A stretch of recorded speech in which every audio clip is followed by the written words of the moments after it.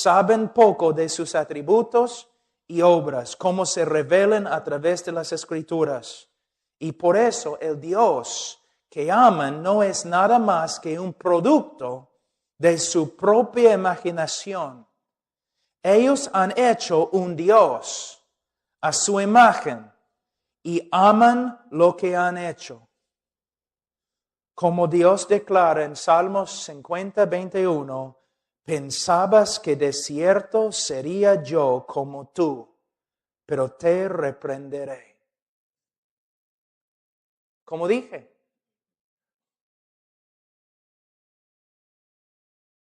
yo amo a Dios. ¿Por qué? Ha prometido a bendecirme.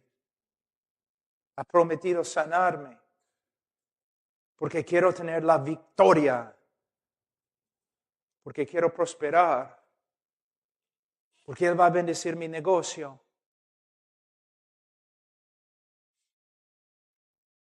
Mira, la teología correcta dice, Dios no tiene que bendecirme. Dios no tiene que sanarme. Dios no tiene que prosperarme. Porque ya Dios ha enviado a su Hijo y Él derramó su sangre por mí. Mira, en el día de hoy,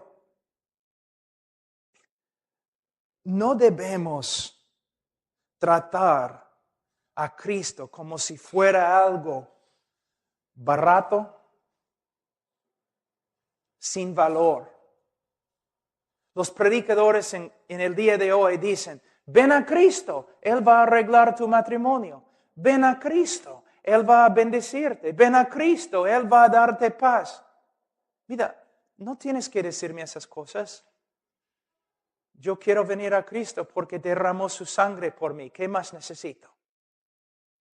Yo quiero venir a Cristo porque es digno. Yo te digo, arrepiéntete y cree y sirve al Señor con todo tu corazón, aunque no te salve, porque Él es digno. Aunque te manda al infierno, Él es digno de ser glorificado por ti.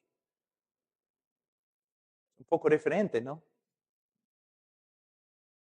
A todos los que vienen a Él con arrepentimiento y fe, Él salva.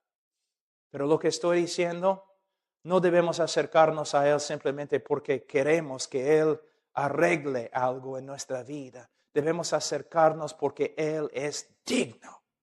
Debemos servirle porque es digno. Debemos amarle porque es digno. Y si es necesario, debemos morir porque Él es digno.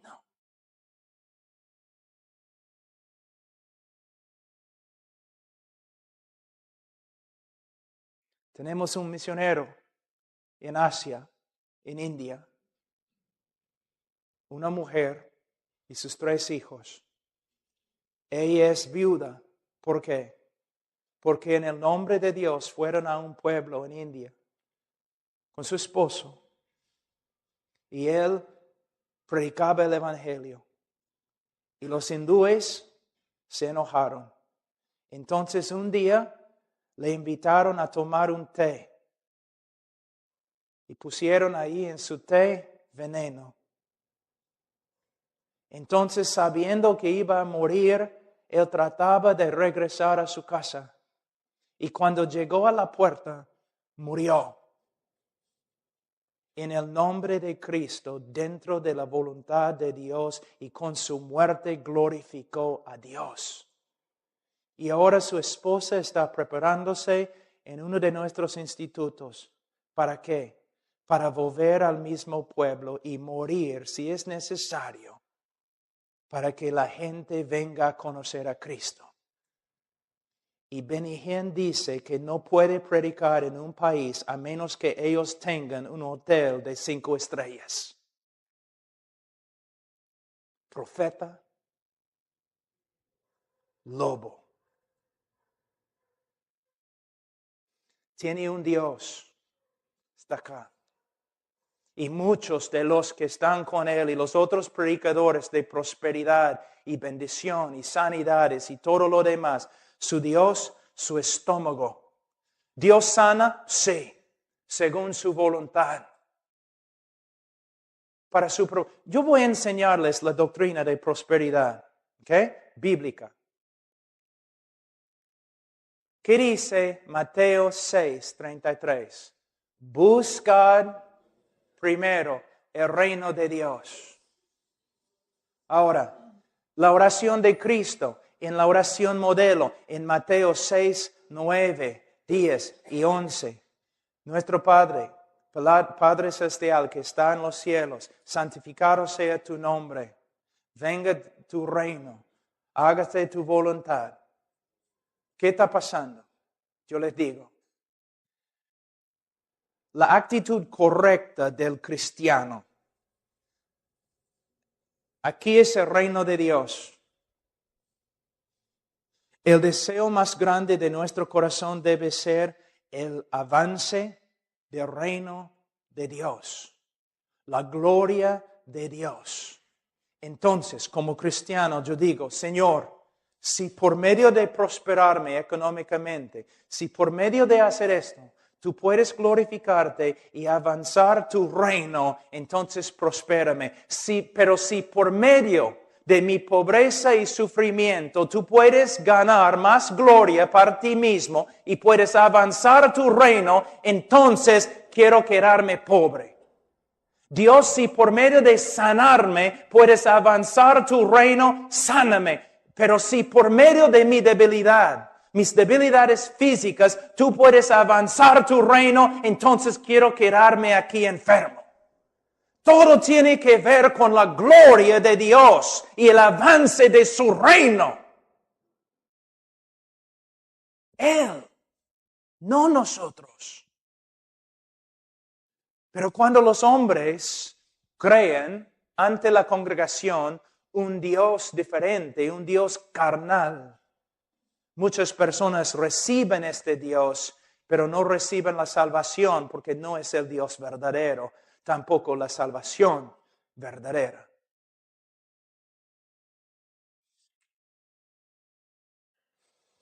Ahora, si los hombres caídos que pretenden amar a Dios, los hombres caídos que dicen que aman a Dios, si investigaran las Escrituras, sin duda encontrarían a un Dios muy diferente que el objeto de sus afectos.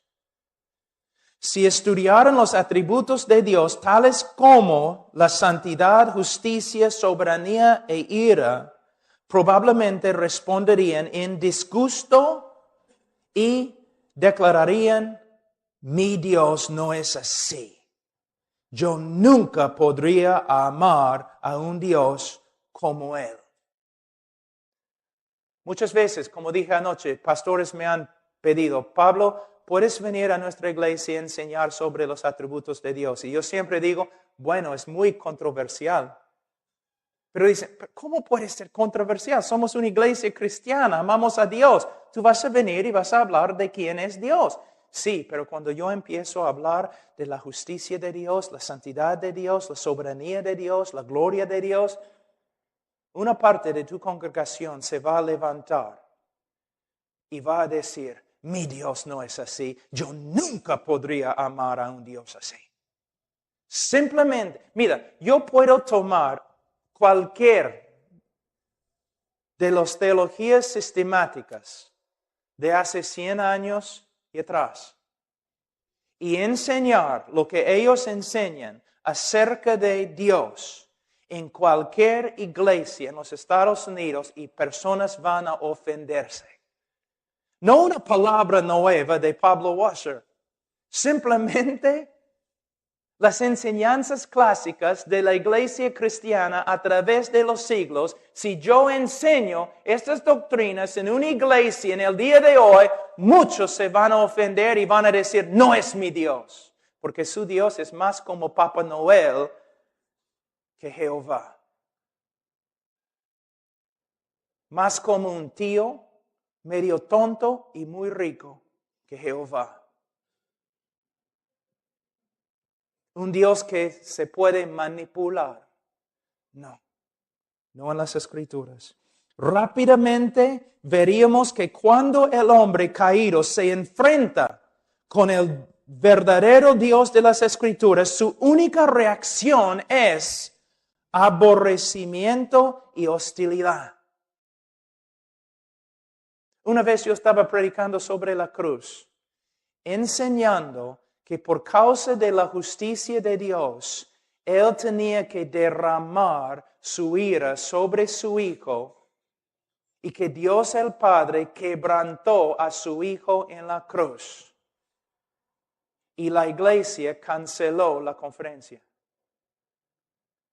Nuestro Dios nunca quebrantaría a su propio Hijo, nunca derramaría su ira y enojo y furia y justicia sobre su propio Hijo.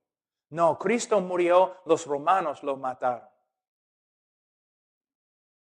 Una de las doctrinas clásicas de la salvación ellos no podían aceptar porque para ellos era una ofensa. O decir, si tú vienes a Cristo, es muy posible, para santificarte vas a sufrir bastante.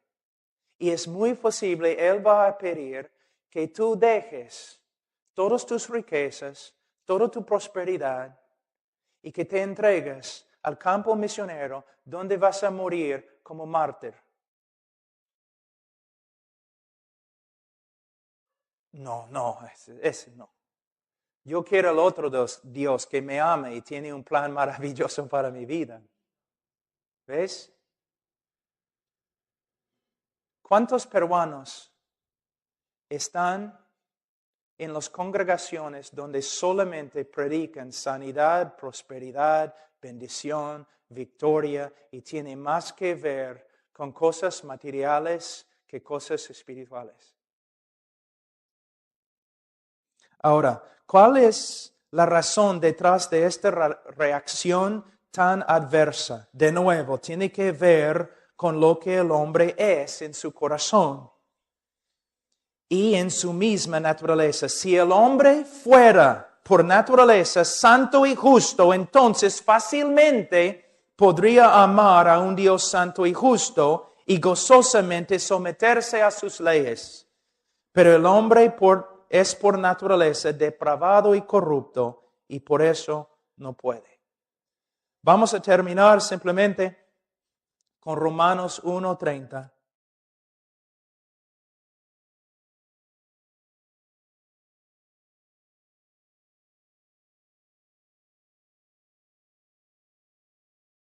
Hablando de los hombres, dice murmuradores, detractores, aborrecedores de Dios.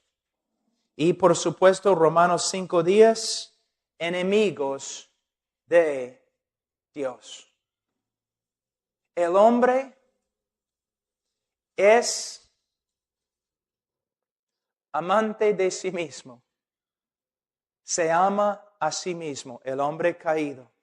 Ahora, solamente para terminar, voy a mostrarles cómo la psicología ha entrado, la psicología secular y antibíblico ha entrado en la iglesia evangélica en el día de hoy. ¿Qué escuchan siempre? Tienes que amarte a ti mismo antes que puedas amar a otros. Y, porque es lo que Cristo dijo, debemos amar a nuestro prójimo como a nosotros mismos. Cristo dijo que debemos amar a nuestro prójimo como a nosotros mismos, pero Él no está enseñando que tenemos que amarnos a nosotros mismos antes que podemos amar a otros. Es una mentira, es un invento de la psicología, no tiene nada que ver con la Biblia y muchos de ustedes han enseñado esto. La Biblia nunca dice que el hombre debe amarse o debe preocuparse por amarse más.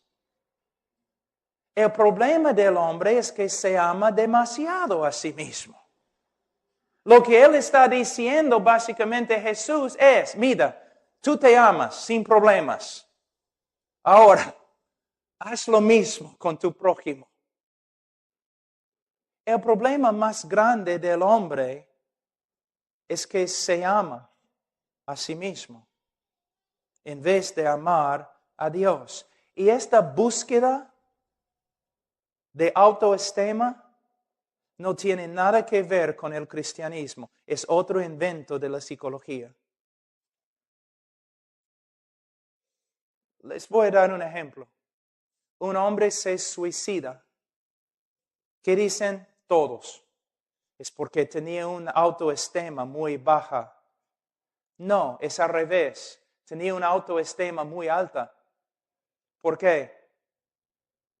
Él se amaba a sí mismo más que a su esposa que él dejó sufriendo. Él dijo, voy a terminar mis sufrimientos, pero mi esposa ahora va a sufrir. Pero no me importa porque yo me amo a mí mismo. Él se ama a sí mismo más que a sus hijos, porque ahora sus hijos no tienen padre.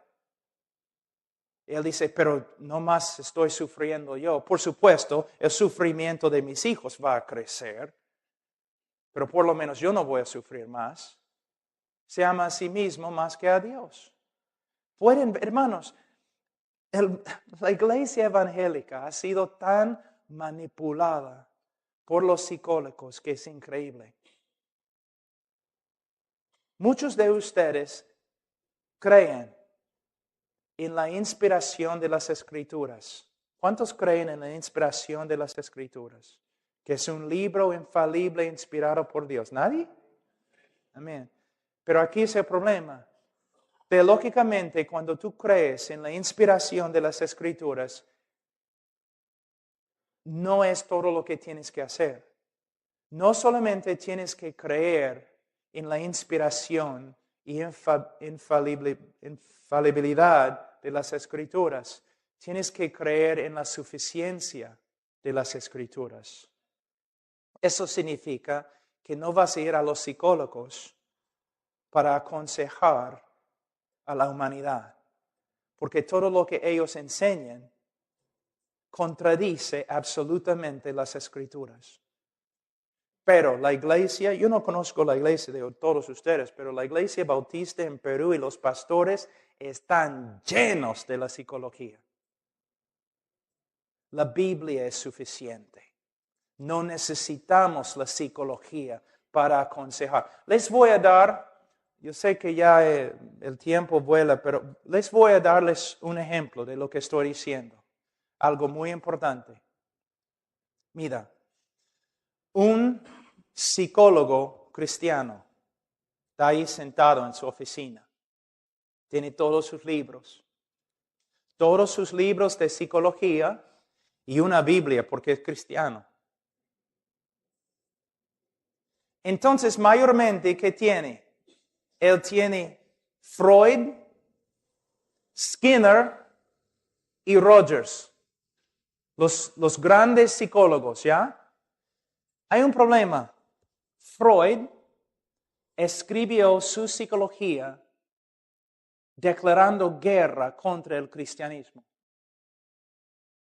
Él decía que todo el cristianismo era una mentira, él era ateo y todo lo que él escribía declarando guerra contra la Biblia y el cristianismo, pero necesitamos a Freud, ¿no? Rogers y Skinner igual.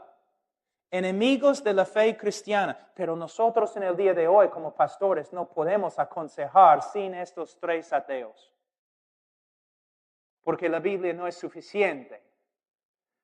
Hasta la revista Time, una de las revistas más importantes, salió, creo que era Time o Newsweek, salió con un artículo hace algunos años diciendo psicología, una ciencia o brujería. ¿Por qué? Las teorías más grandes de la psicología cambian totalmente cada 3 años.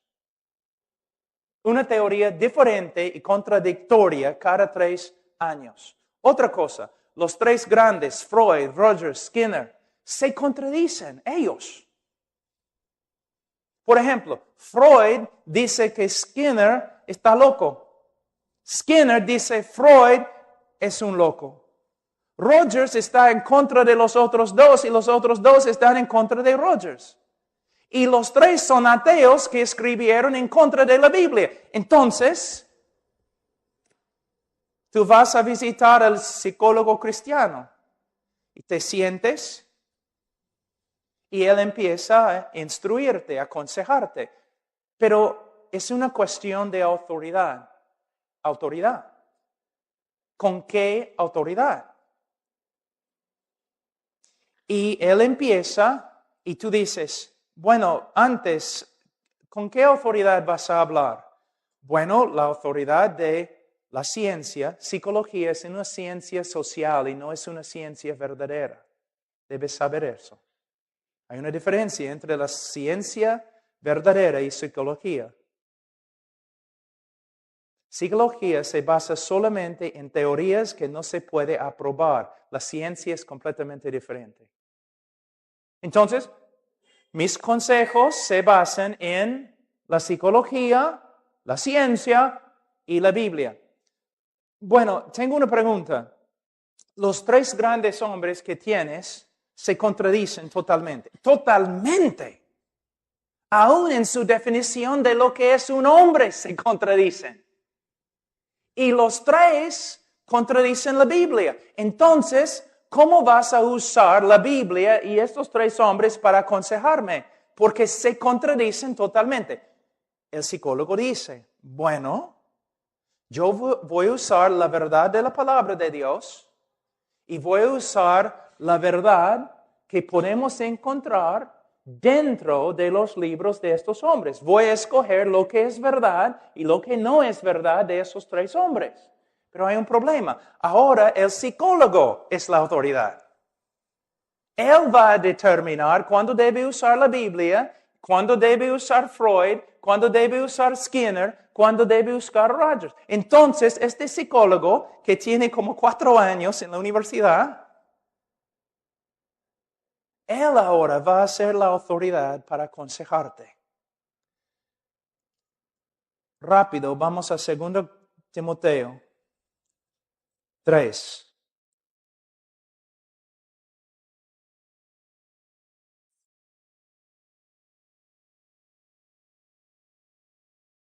XVI.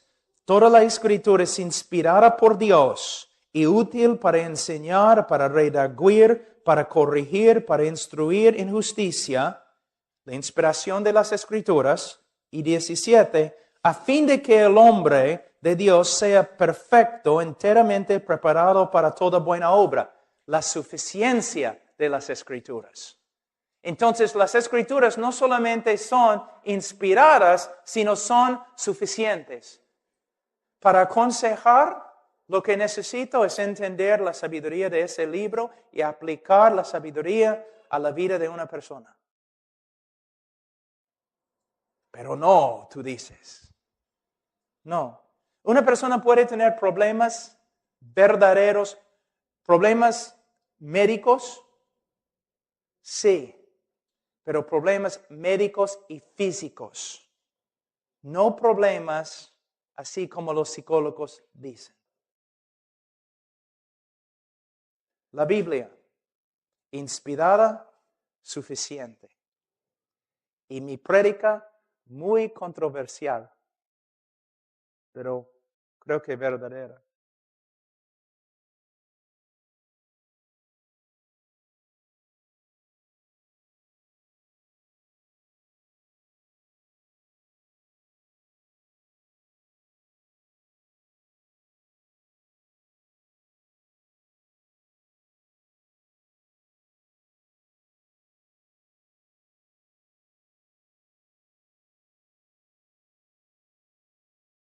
Vamos a estudiar ahora lo que se llama la muerte espiritual o la inhabilidad moral del hombre. Esta verdad es clave para entender la salvación y la obra que el Espíritu Santo tiene que realizar en la vida de un pecador para que se convierta. De nuevo, una vez que comprendemos la profundidad de la depravidad humana, una vez que comprendemos esta verdad, es fácil ver que la salvación no es meramente una decisión humana, sino una obra sobrenatural de Dios. Y no podemos lograr la conversión de un hombre por medio de la manipulación. No podemos convencerle usando medios carnales. No, el hombre se convierte por medio de la proclamación del Evangelio de Cristo y por medio de una obra soberana y sobrenatural del Espíritu Santo. Ahora, como ayer, voy a leer algunas cosas de un libro que escribí hace tiempo, que alguien ha traducido. El significado de la muerte espiritual. ¿Qué significa cuando los teólogos hablan de la muerte espiritual? Primeramente, es una frase importante que se emplea por los teólogos para describir la profundidad de la corrupción moral del hombre. Es la muerte espiritual.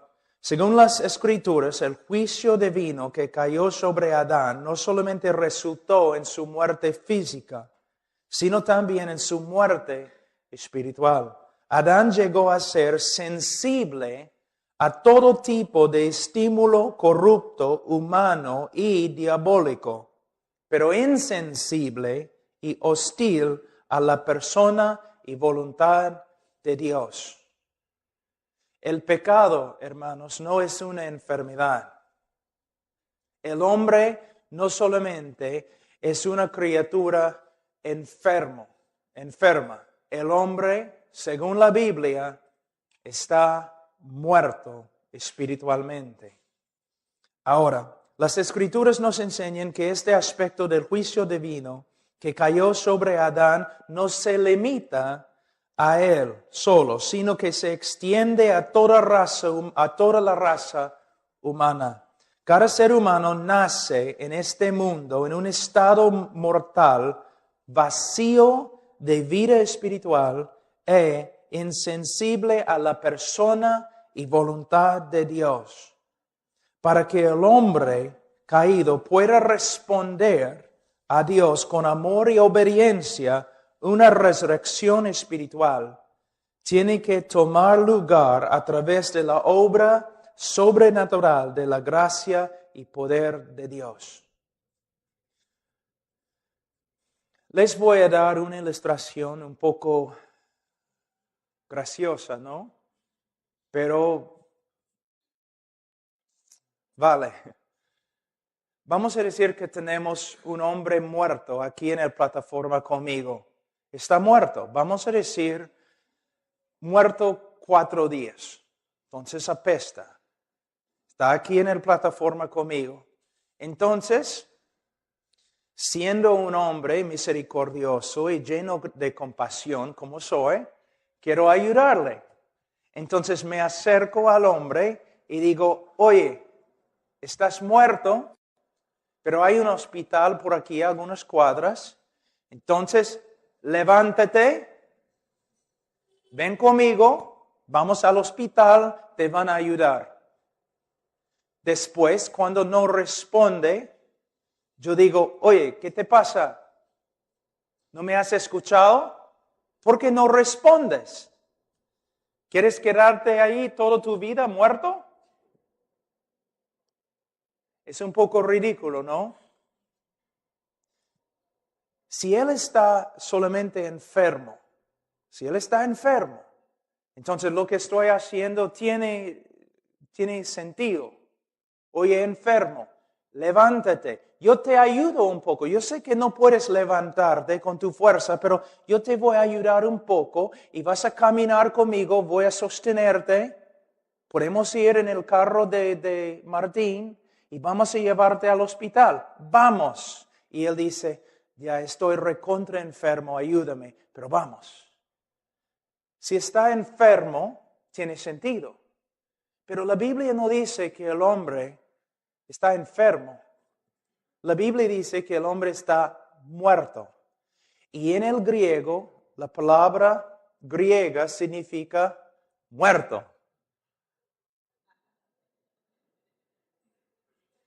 El hombre está muerto. Te voy a dar otra ilustración. Lázaro está muerto.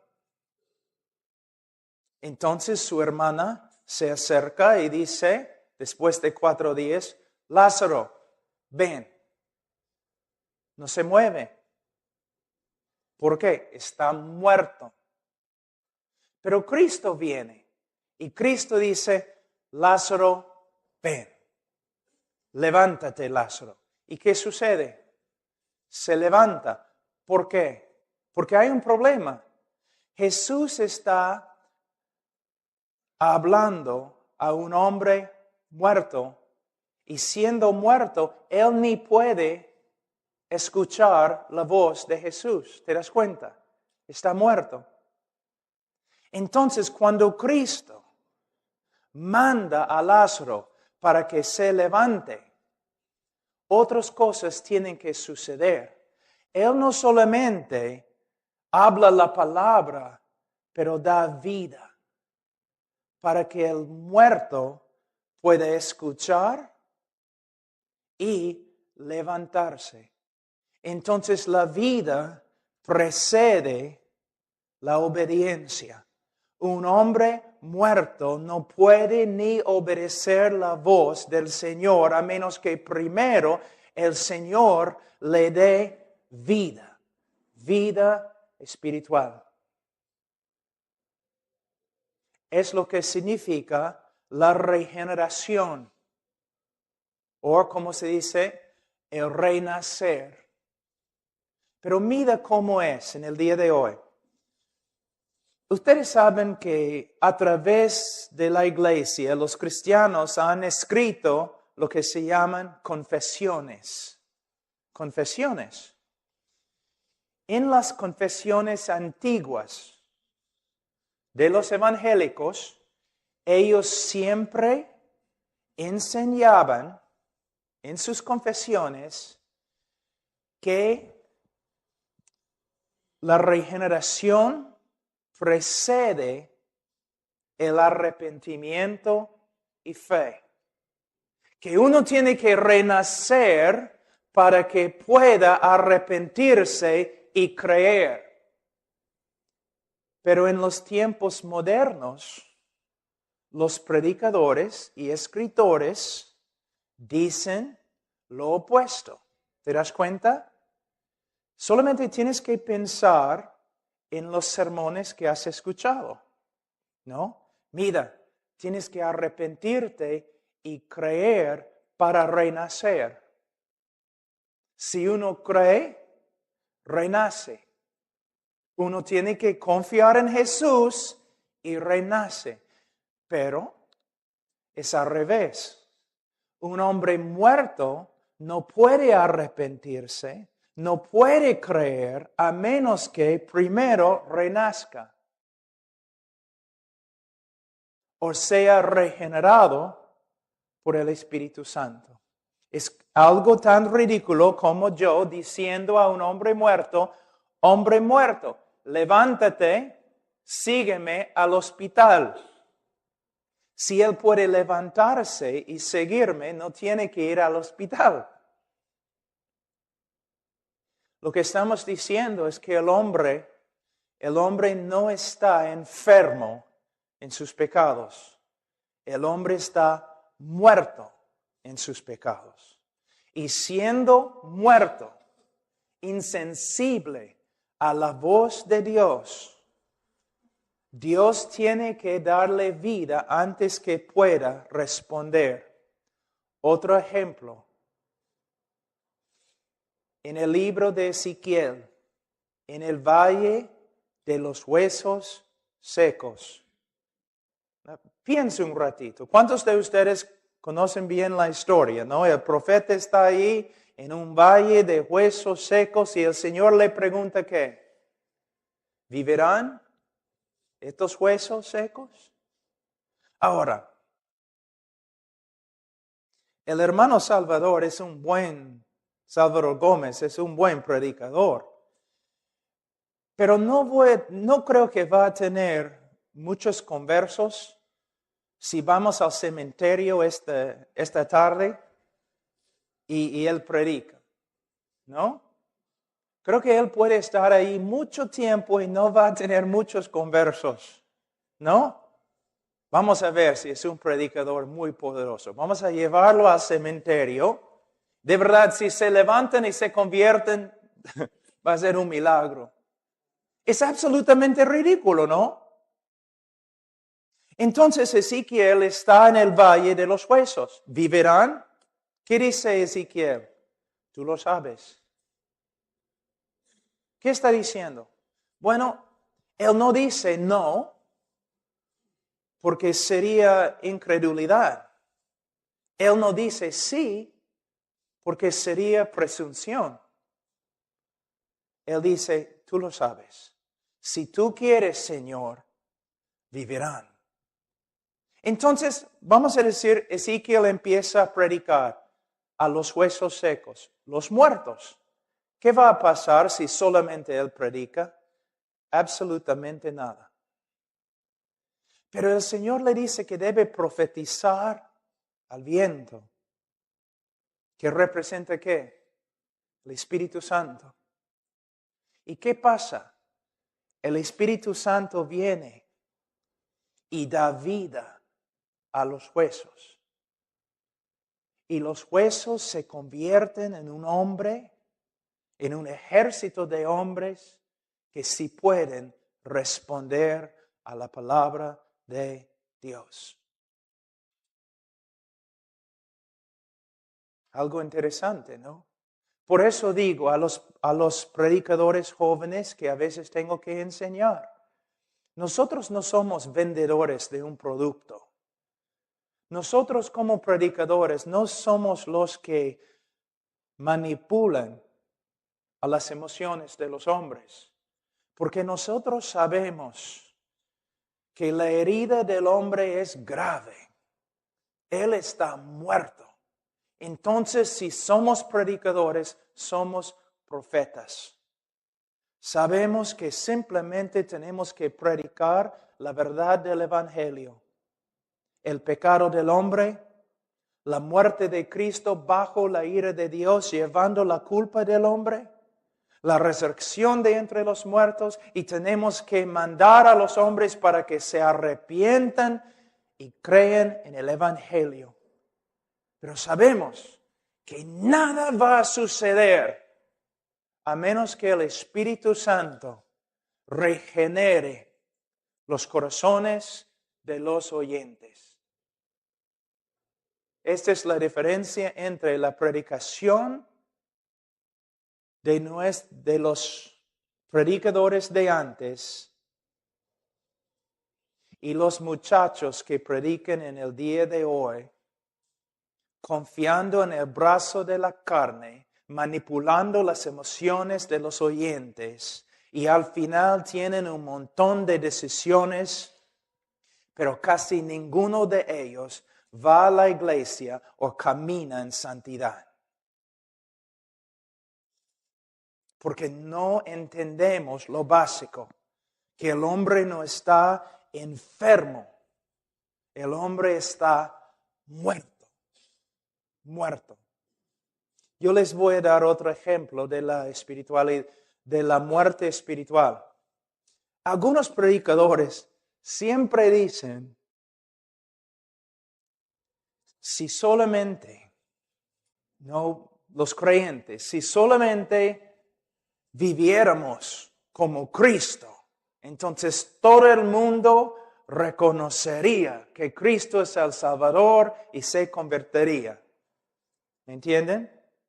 Entonces vamos a ver, vamos a decir, o dicen, solamente tenemos que mostrar a Cristo al mundo. Y si pudiéramos mostrar a Cristo al mundo correctamente, todo el mundo se convertiría. Vamos a decir que Cristo está aquí, detrás de una cortina. Y todos ustedes representan al mundo. Los predicadores dicen, solamente tenemos que mostrar a Cristo al mundo y el mundo va a recibir a Cristo y va a ser salvo. Entonces yo corro la cortina y ya se presenta a Cristo, ¿los incrédulos se van a convertir? No. ¿Por qué? Son ciegos, la Biblia dice. Entonces, toda la congregación de incrédulos aquí, yo he corrido la cortina, Cristo está aquí presentado, pero hay un problema. La Biblia dice que todos los hombres son ciegos espiritualmente y que no pueden ver el reino de Dios y no pueden ver a Cristo. Tú dices, ya está bien, pastor. Entonces, no solamente tienes que mostrar al mundo a Cristo por medio de las prédicas, sino también el Espíritu Santo tiene que dar vista espiritual a los pecadores. Pero hay otro problema. Vamos a decir que el Espíritu Santo viene y Él da vista a los pecadores.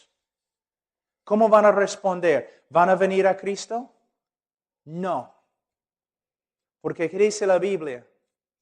El hombre tiene un corazón corrupto y aborrece a Dios. Más que ve a Dios, más que aborrece a Dios. Es como en Romanos capítulo 7. El pecador, más que tú pones la ley de Dios sobre el pecador, más que pelea contra la ley de Dios.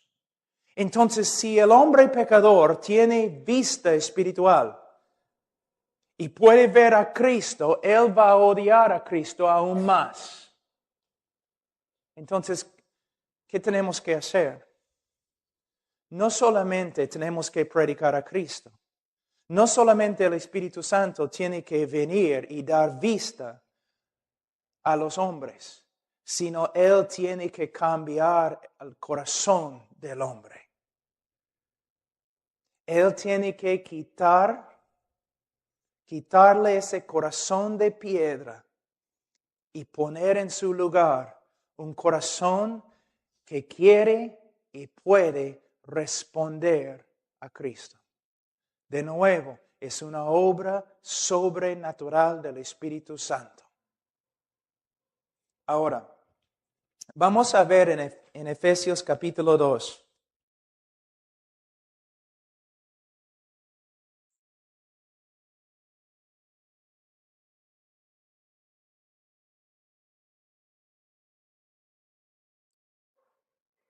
Versículo 1, y Él os dio vida a vosotros cuando estabais muertos en vuestros delitos y pecados. No dice aquí que un hombre muerto en sus delitos y pecados puede arrepentirse y creer. No, dice que primeramente tiene que recibir vida espiritual de Dios. De nuevo, la obra regeneradora del Espíritu Santo. Antes de su conversión, cada persona está muerta espiritualmente. Las Escrituras ven esta muerte espiritual como el resultado de nuestros pecados, el pecado que nos fue imputado en Adán y el pecado que nosotros mismos practicamos. Hasta los niños nacen muertos. No inocentes, muertos. No nacen buscadores de Dios, muertos. Un cadáver espiritual. Ahora, no solamente dice aquí que Él os dio vida a vosotros cuando estabais muertos en vuestros delitos y pecados, pero también dice, en los cuales anduvisteis en otro tiempo siguiendo la corriente de este mundo conforme al príncipe de la potestad del aire. Que el hombre no solamente está muerto con respecto a Dios, pero está vivo con respecto al príncipe del aire, a Satanás. Por eso Cristo dice a los fariseos incrédulos, ustedes son de su padre Satanás, el diablo. Mira cómo es el hombre. La Biblia nunca presenta al hombre como una víctima. nunca. Es una persona muerto a Dios, hostil hacia Dios y entregado a la voluntad de su padre, el diablo. Hermanos, una persona bajo tanta esclavitud puede tomar una decisión correcta. ¿Busca a Dios? La Biblia dice que no. También dice acá, no solamente conforme al príncipe de la potestad del aire, el espíritu que ahora opera en los hijos de desobediencia, entre los cuales también todos nosotros vivimos en otro tiempo en los deseos de nuestra carne. Él está diciendo aquí que el hombre inconverso, que todo lo que hace está controlado por su carne, por su naturaleza caída. De nuevo podemos ver algo importante, hablando de libre albedrío. Se puede ser que la voluntad del hombre, se puede decir que la voluntad del hombre es libre. El problema es, no es buena. La voluntad del hombre es un esclavo a la naturaleza del hombre y la naturaleza del hombre es corrupta. Dice, haciendo la voluntad de la carne. La carne, según Romanos capítulo 8, ¿la carne puede obedecer a Dios? No. Pero dice aquí que el hombre pecador solo hace la voluntad de la carne. ¿Es la voluntad de la carne arrepentirse? ¿Es la voluntad de la carne creer? ¿Es la voluntad de la carne obedecer a Dios o humillarse ante Dios? No. Entonces tenemos no solamente un hombre muerto, sino un hombre controlado por su naturaleza depravada, totalmente esclavizado a un corazón que aborrece a Dios. Y de los pensamientos, y éramos por naturaleza hijos de ira. Hombres odiando a Dios, peleando contra la voluntad de Dios y con Dios en contra de nosotros. Lo mismo que los demás. Ahora, versículo 4. Pero Dios.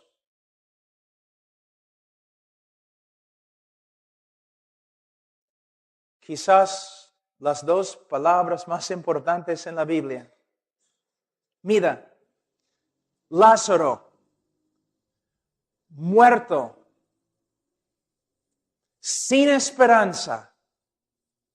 ¿Estaba muerto o no? Muerto. ¿Tenía esperanza? Ninguna.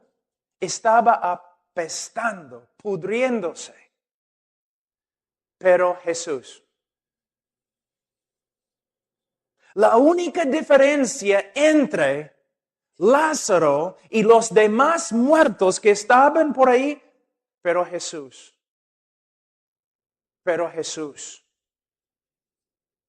No tiene nada que ver con Lázaro. 100% Jesús. De la misma forma, tenemos aquí un hombre muerto, esclavo a su propia corrupción, esclavo del diablo, sirviendo los deseos de la carne. No hay ninguna esperanza. Y versículo 4, pero Dios. ¿Cuántas veces yo he escuchado a los pastores diciendo en sus prédicas evangelísticas, tú tienes que tomar el primer paso y Dios va a tomar los demás pasos? ¿Está bien, Martín, en español? ¿No? Tú tienes que tomar el primer paso y Dios va a correr hacia ti para salvarte. Pero tú tienes que tomar el primer paso. ¿Ok? Vamos. Jesús se acerca a la tumba de Lázaro. Lázaro, tú tienes que tomar el primer paso. el hombre muerto. Tú tienes que levantarte de allí, vamos a meterte en el carro de Martín. No. Lázaro, no hay esperanza. Pero Jesús, tú, vamos a hablar de ti. ¿Cómo eras antes?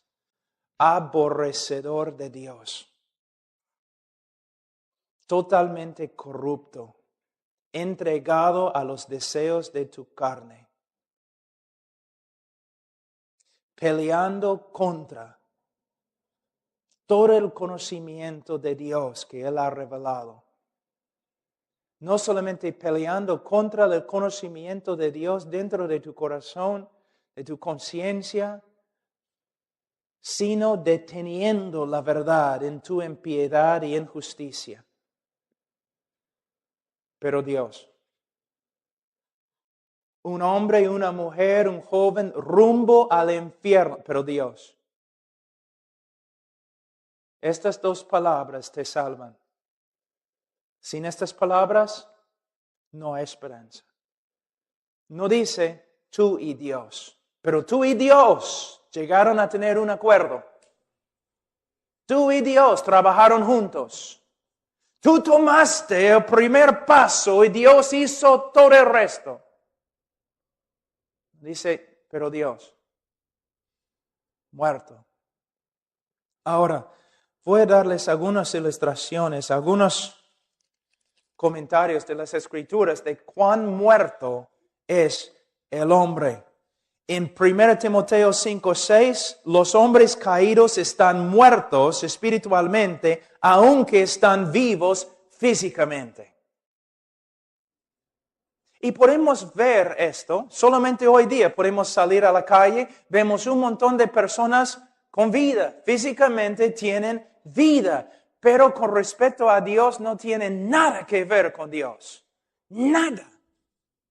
No piensen en Dios, no tienen conocimiento correcto con respecto a la persona de Dios y no les importa. No buscan a Dios, nada. Están muertos, aunque vivan, están muertos. También Apocalipsis 3:1, los hombres caídos tienen nombre de que viven, pero están muertos.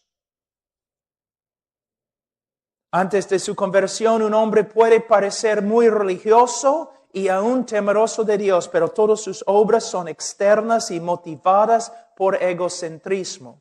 En su corazón no ama a Dios o busca su gloria. La Biblia dice en Ezequiel 11:19, los hombres caídos tienen corazón de piedra.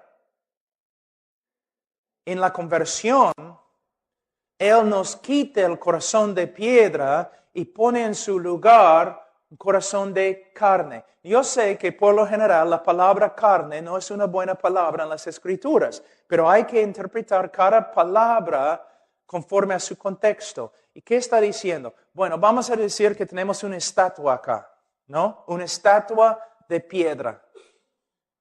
Yo puedo patear, pellizcar, pegar la estatua, ¿y cómo va a responder? No va a responder, es piedra. Pero no importa cuán grande sea el hombre, si yo le pateo, o yo le pego, o pellizco, él va a responder. ¿Por qué? No es piedra, es carne.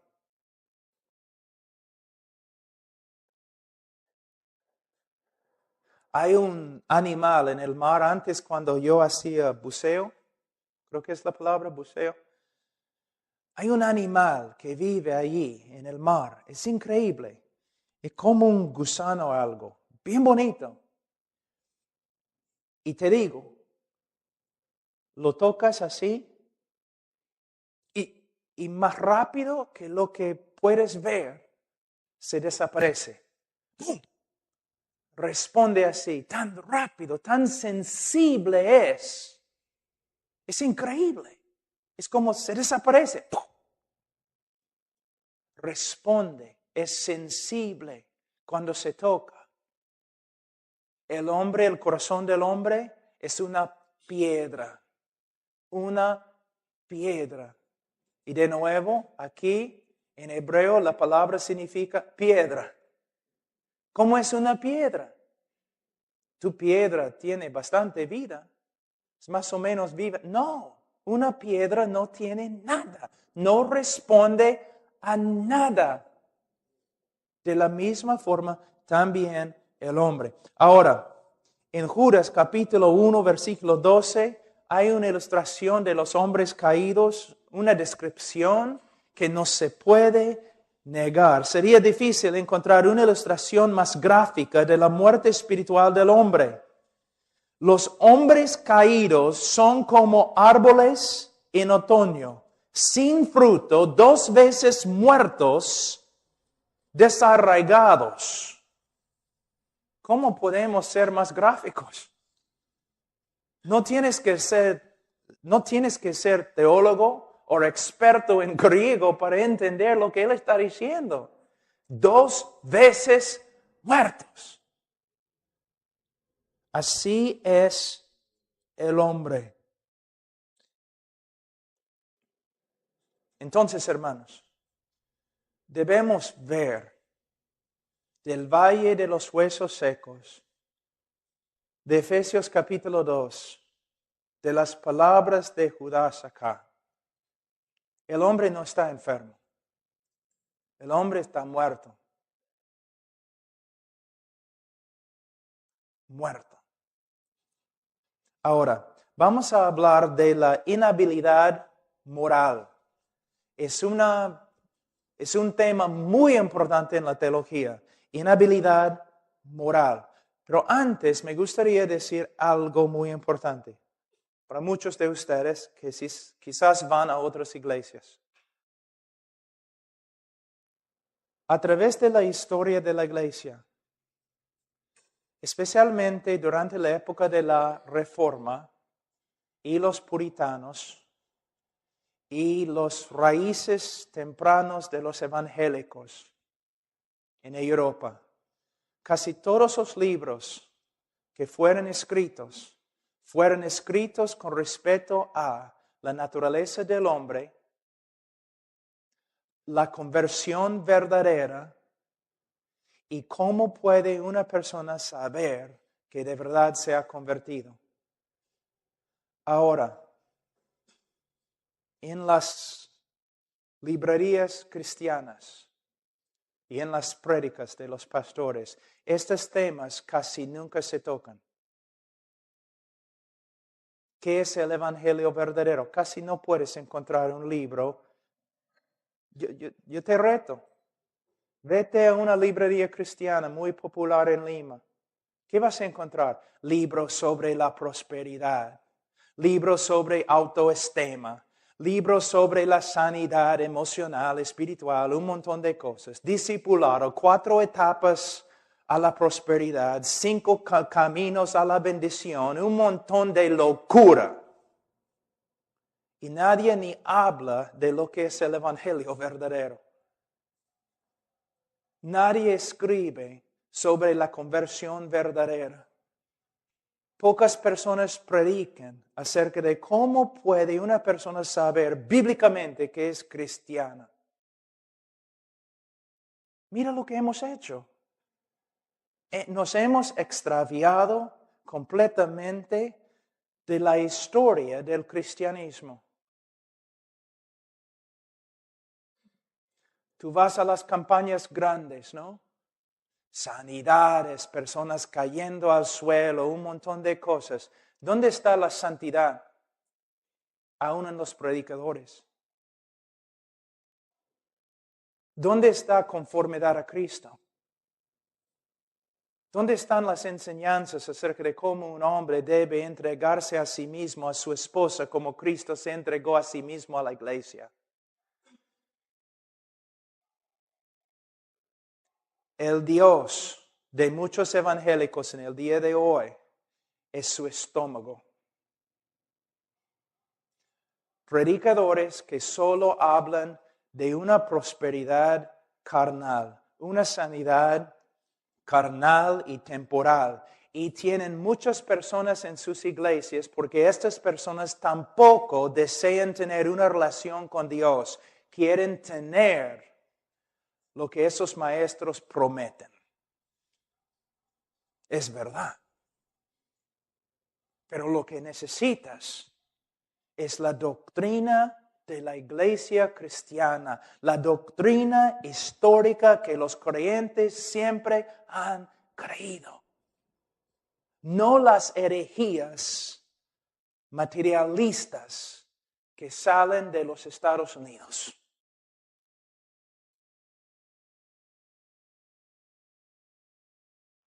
Santidad, amor, humildad, el deseo de ser siervo de todos, reconociendo que no hay maestro entre nosotros, no hay jefe o líder, no hay un ungido especial entre nosotros, somos hermanos. Una comunidad de personas que se han convertido en niños para la salvación de su alma, que se sirven el uno al otro, haciendo grandes sacrificios en el nombre del amor de Cristo. Caminando en santidad para que el hogar se arregle y sea un lugar de bendición y paz. Matrimonios sanados, el esposo sirviendo a su esposa, la esposa sirviendo y honrando a su esposo.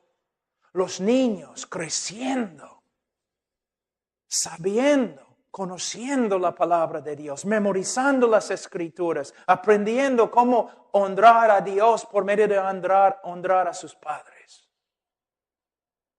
No, mayormente en el día de hoy solamente tenemos un circo evangélico.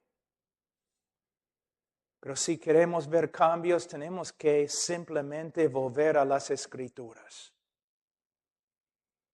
y interpretar las Escrituras por medio de la gramática en vez de interpretar las Escrituras a través de nuestro estómago o a través de las visiones que los líderes tienen. No a través de la gramática.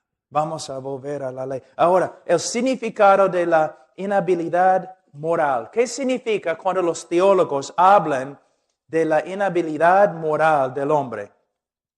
La inhabilidad moral es otro término que comúnmente se emplea por los estudiantes de las Escrituras para describir la extensión de la corrupción moral o depravidad radical del hombre. Esta doctrina nos enseña que el hombre caído no es capaz de amar, obedecer o agradar a Dios. No es capaz, no puede.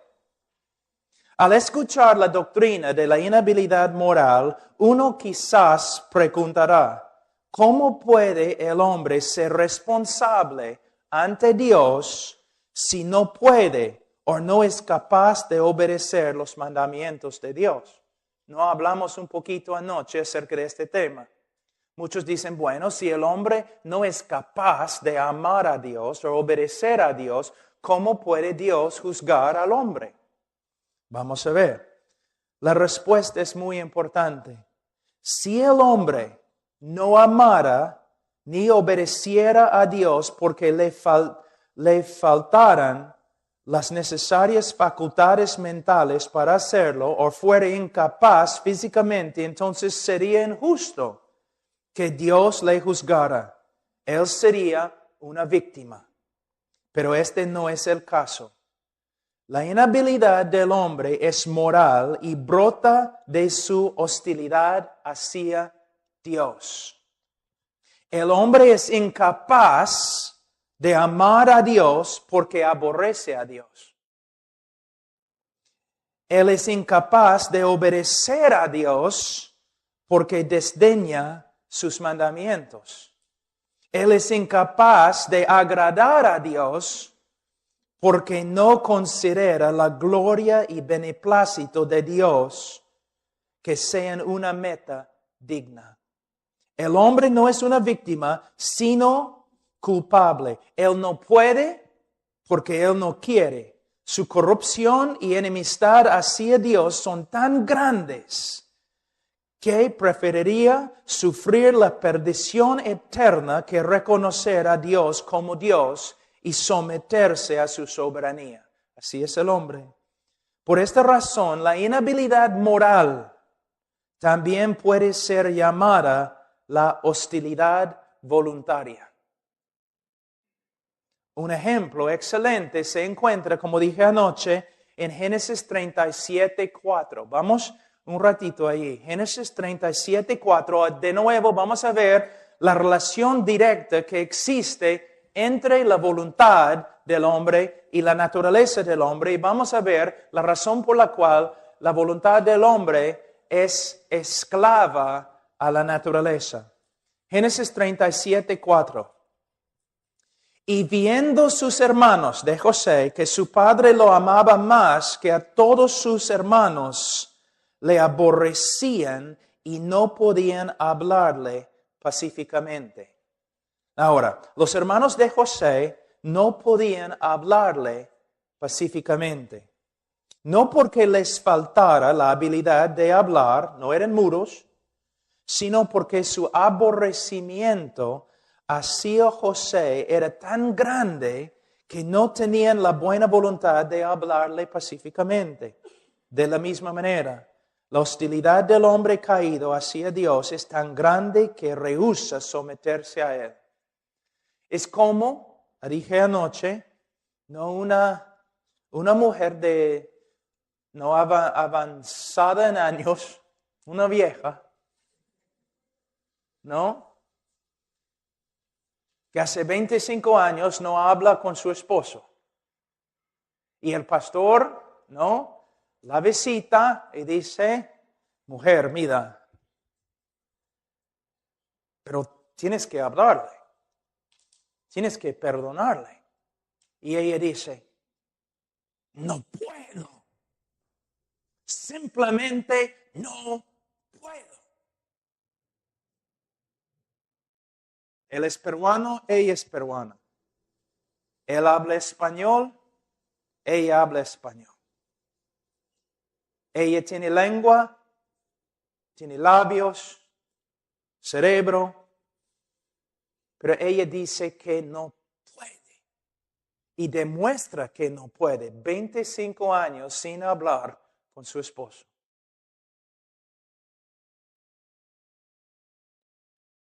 El problema es, ella es responsable. No puede, pero ella no puede porque no quiere.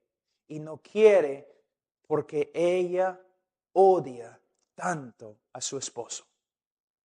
Entonces ella es esclava del odio que existe en su corazón.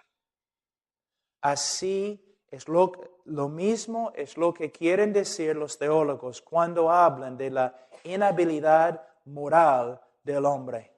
Él no puede conocer a Dios, pero no es una víctima porque él no quiere conocer a Dios. Y no quiere conocer a Dios porque Dios contradice todo lo que es. Les voy a dar un ejemplo. Yo iba a un colegio bien bravo, horrible, ¿no? Un grupo de muchachos bien feos, ¿no? Mira, cuando un alumno nuevo, un estudiante nuevo, llegaba al colegio, no, a veces alumnos llegaban y querían estudiar. Qué raro, ¿no? Querían obedecer a la maestra. Querían estudiar. Entonces, ¿qué le pasaba en mi colegio?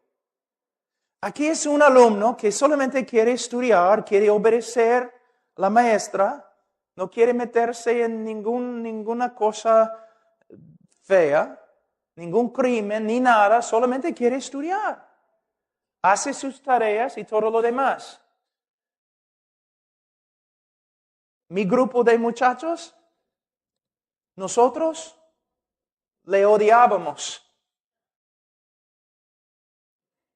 Le odiábamos. ¿Por qué?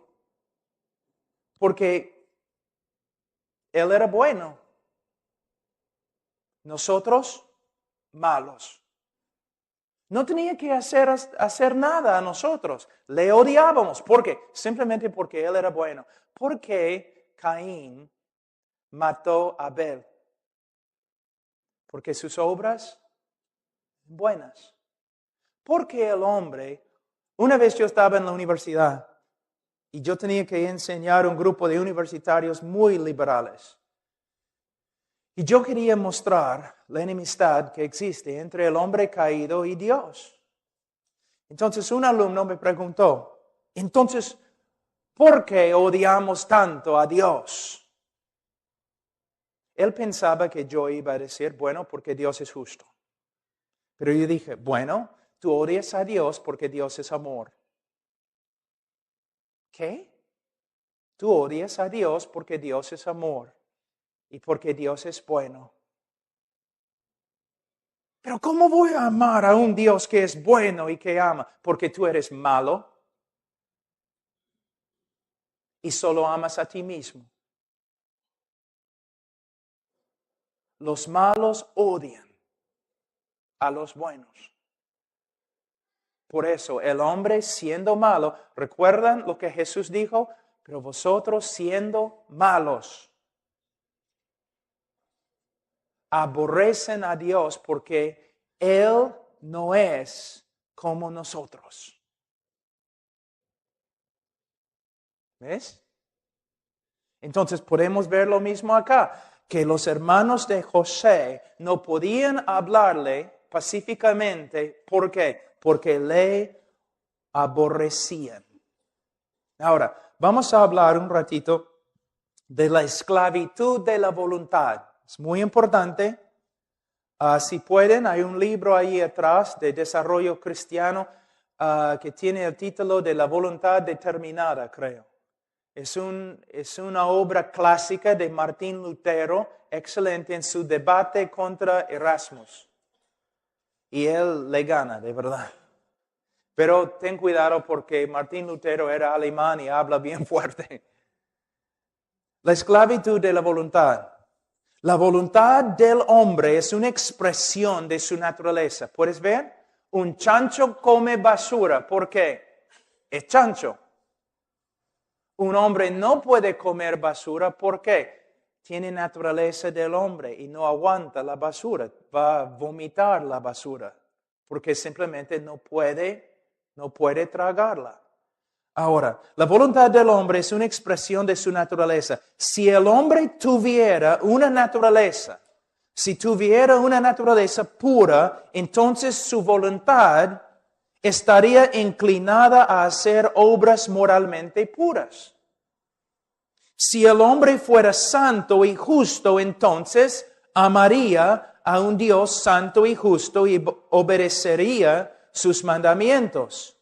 Pero el hombre caído, antes de conocer a Cristo, antes de su conversión, el hombre caído tiene una naturaleza moralmente corrupta y por eso su voluntad se inclina a hacer actos que son moralmente corruptos. ¿Pueden ver? La voluntad es una esclava a la naturaleza corrupta. El hombre caído es impío e injusto. Y por eso él aborrece a un Dios santo y justo, pelea contra su voluntad y rehúsa someterse a sus mandamientos. Aquí encontramos la respuesta a una de las preguntas más discutidas. ¿Posee el hombre libre albedrío? Es lo que siempre se pregunta, ¿no? ¿Posee el hombre libre albedrío? Vamos a contestar. La respuesta de las Escrituras es que el hombre es libre. El hombre es libre de escoger cómo le agrade. Pero puesto que su naturaleza es moralmente depravada, solo le agrada rechazar el bien y escoger el mal, aborrecer la verdad y creer la mentira, negar a Dios y pelear en contra de su voluntad. Entonces, se puede decir que el hombre caído tiene una voluntad libre, pero no tiene una voluntad buena.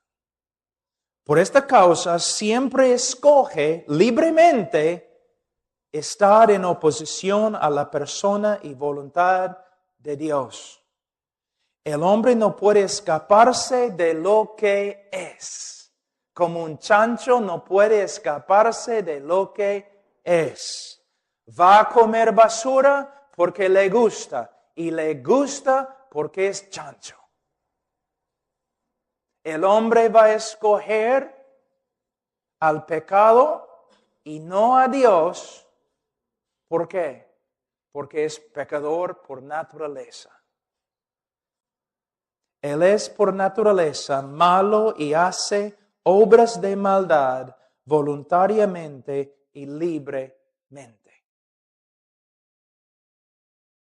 Entonces el hombre sí puede escoger conforme a su naturaleza. Y puesto que su naturaleza es moralmente corrupta, él siempre va a escoger lo malo. Ahora, vamos a Mateo capítulo 7. Mateo 7, versículo 16. Por sus frutos los conoceréis. ¿Acaso se recogen uvas de los espinos o higos de los abrojos? No, porque sería contra su naturaleza. ¿No? Contra su naturaleza. Se identifica, yo he escrito acá, se identifica la naturaleza de un árbol por la fruta que lleva. De la misma manera, la verdadera naturaleza o carácter de un hombre se revela no por lo que confiesa, sino por lo que hace. Si la naturaleza del hombre es mala, depravada, entonces sus obras también serán malas. Versículo 17 a 18. Así, todo buen árbol da buen frutos, pero el árbol malo da frutos malos. No puede el buen árbol dar malos frutos, ni el árbol malo dar frutos buenos. Todo árbol que no da buen fruto es cortado y echado en el fuego. Nota, hay una relación directa e innegable entre la naturaleza de un árbol y la fruta que lleva. Se puede decir lo mismo de la naturaleza de un hombre y sus obras. Una naturaleza corrupta solo puede producir obras corruptas. Ahora, vamos a Mateo 12, 34.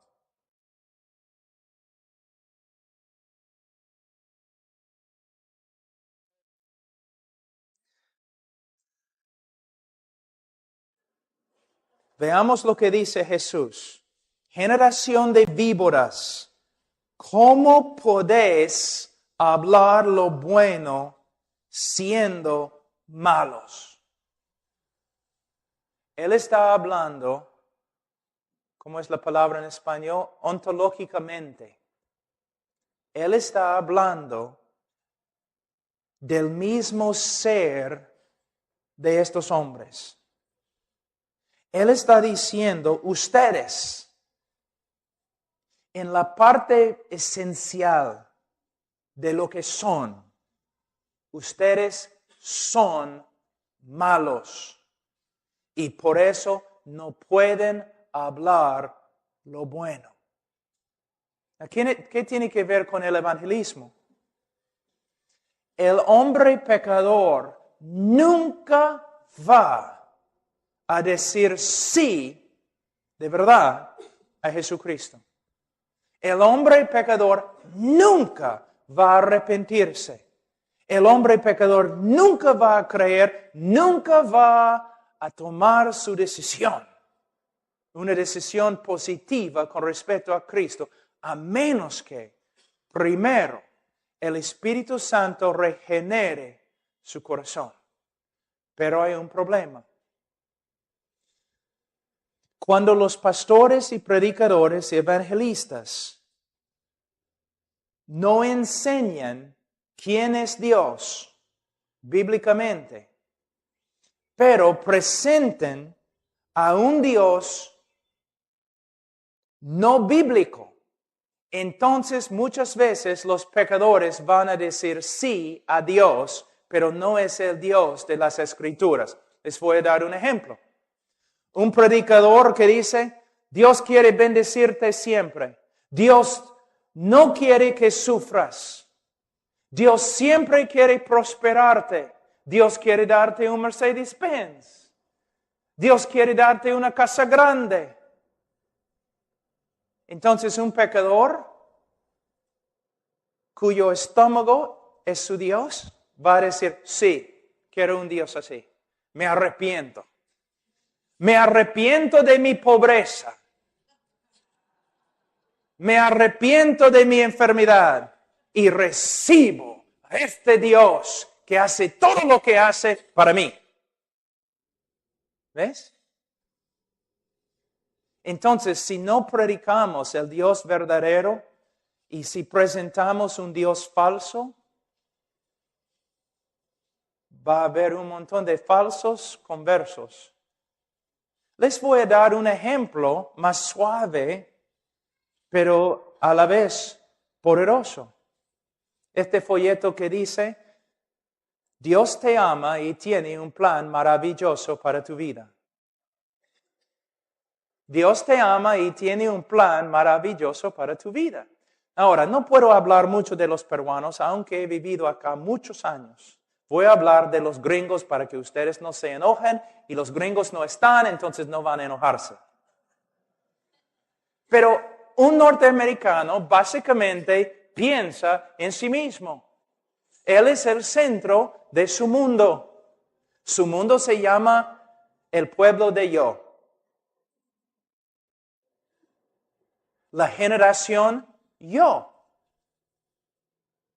Entonces, un hombre lleno de sí mismo, que tiene grandes planes y grandes visiones para sí mismo, y que ama a sí mismo más que a todos los demás, tú te acercas a él y tú dices, Dios te ama y tiene un plan maravilloso para tu vida. Y el norteamericano dice, ¿qué? ¿Dios me ama? Yo me amo. Si Dios me ama, yo me amo, me gustaría tener un Dios así. ¿Y Dios tiene un plan maravilloso para mi vida? ¡Ah, caramba! Yo también tengo un montón de planes maravillosos para mi vida. Entonces sí quiero aceptar un Dios así. En vez de Dios se ama a sí mismo más que cualquier ser que existe. Y Dios hace todo lo que hace para su propia gloria. Y Dios tiene un plan para tu vida.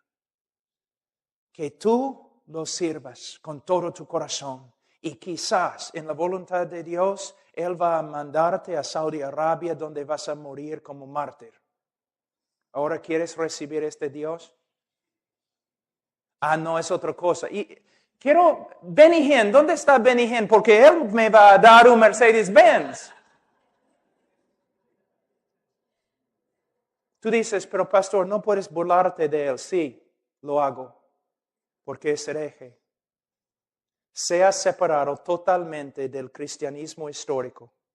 Sus doctrinas no tienen nada que ver con el cristianismo de la historia de la iglesia.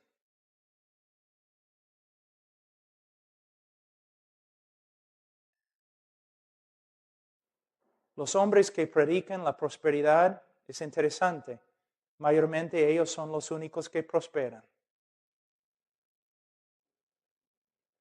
son lobos rapaces que comen a los que no han sido instruidos en la palabra de Dios. Y también hombres como Ben y Hinn son el juicio de Dios contra los que se congregan no porque aman a Dios, sino porque quieren prosperar.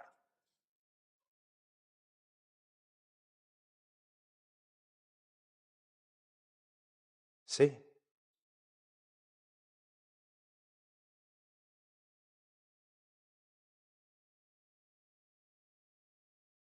Bueno, vamos a ver algo muy importante.